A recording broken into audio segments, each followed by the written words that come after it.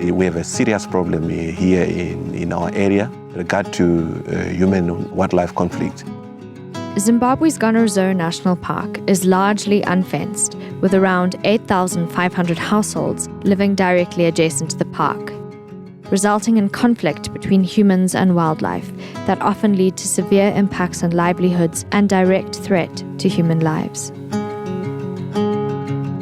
Most Westerners don't necessarily appreciate the cost to livelihoods, the danger of living with these animals, and something that's really not appreciated is the disruption to family life, with people having to live in their fields to defend their crops day and night during the rainy season. These communities, as impoverished as they are, cannot be expected to bear the burden and to bear the cost of coexistence. They need assistance and they need strategies to cope with this ongoing conflict.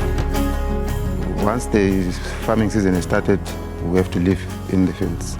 It's not safe being there. You cannot leave the children alone here. You have to be with them there. Snakes, mosquitoes, and elephants. It's very dangerous. But we make big fires to guard ourselves. We are scared. So whatever we do, it's only that we have to do it. Our crops and our livestock, that's what we live on. That's where we get school fees. That's where we get money to buy food. So that's the bank. And if it is destroyed, then you're just left hopeless. Zvinoti gumbura kana ndikarima mumunda zhou dzinobuya dzodla zvirimwa zvandinenge ndarima ko mhuri ndodzipei ndozva zvinondirwadza maningi izvozvo kuti kubva kana kuri gore rapera handina chandakabuda nacho mumunda dzakadla dzikapedza gore rino futi dzakadlazve futi saka ndogara moyo wangu uchingorwadza. It is within our policy as a district, as Tirez Rural District Council, to make it a point that we attend to each and every problem, human wildlife problem that happens in the district. At times we are bogged down by some other economic challenges that are in the country. So where we have the capacity, where we don't have obstacles, we always attend to human wildlife conflict. GCTs basically establish a structure within the community extension workers and the community workers who are on day-to-day dealing with any reports from community about human wildlife conflict. It's very, very important.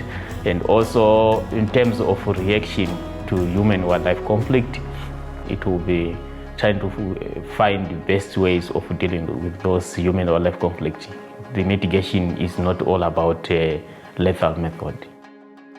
So the partnership is critical to ensure that everybody is brought on board and trying to come up with some solutions to deal with the problem. A program focused on reducing the vulnerability of those living in the areas adjacent to the national park is currently underway. The continuation of investments into human-wildlife conflict mitigation strategies, such as rational land use planning, education on wildlife behavior and effective kraling practices, quick reaction incident reporting protocol systems, and support in generating sustainable livelihood options provide a future not just for the communities in the area, but for the wildlife as well.